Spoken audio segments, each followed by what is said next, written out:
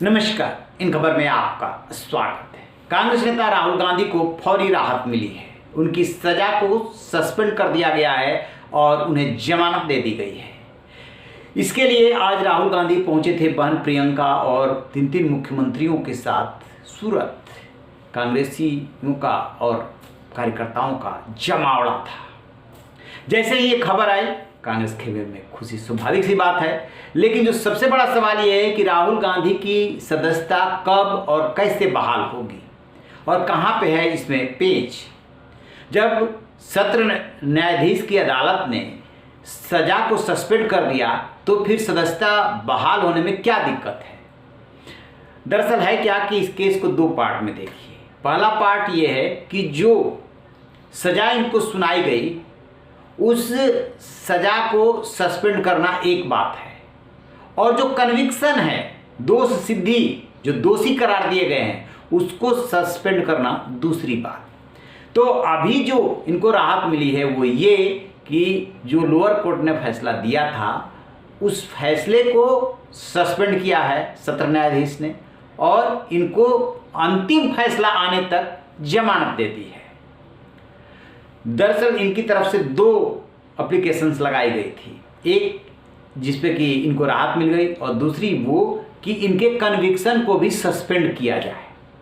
उस पे जो है अदालत ने, जो पूर्णेश मोदी है जिन्होंने कि ओरिजिनली ये मुकदमा दायर किया था मानहानि का, उनको और गुजरात सरकार को नोटिस जारी किया है कि 10 अप्रैल तक इस पर अपना जवाब दीजिए। और उधर से पुष्टि भी हो गई है कि हाँ उन्हें नोटिस मिला है और वो अपना जवाब दाखिल करेंगे। इसके बाद इस पर 13 अप्रैल को सुनवाई होगी।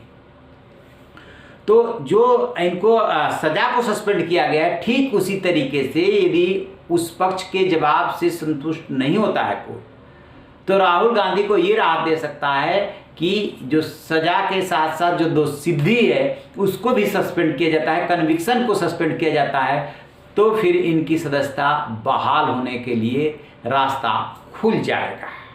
अभी तक ये बात हो रही थी कि आखिरकार राहुल गांधी के पास इतनी बड़ी वकीलों की फौज है, वो अदालत को क्यों नहीं अप्रोच कर रहे हैं। वो अप्रोच जैसे ही उन्होंने किया वैसे ही ये बात तो क्लियर हो गई कि वो अदालती लड़ाई भी लड़ेंगे और संसद से लेकर के सड़क तक भी कांग्रेस इस लड़ाई को लड़ेगी।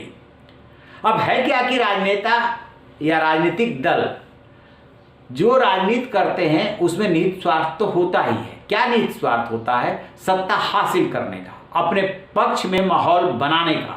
कांग्रेस वाला इस मौका को क्यों चुगने लगी कि राहुल गांधी को सजा हुई है, उनकी सदस्यता चली गई, 2 साल की सजा हुई, बंगला छीना जा रहा है, वो क्यों नहीं आम पब्लिक के बीच में ये मैसेज देना चाहेगी कि देखिए कितना अन्याय हो रहा है। राहुल गांधी ने खुद आज एक ट्वीट किया है कि ये उनका जो संघर्ष है वो मित्रकाल के विरोध में लोकतंत्र बचाने का संघर्ष है, जिसमें कि सत्य उनका हथियार है, जिसके माध्यम से वो लड़ाई लड़ रहे हैं।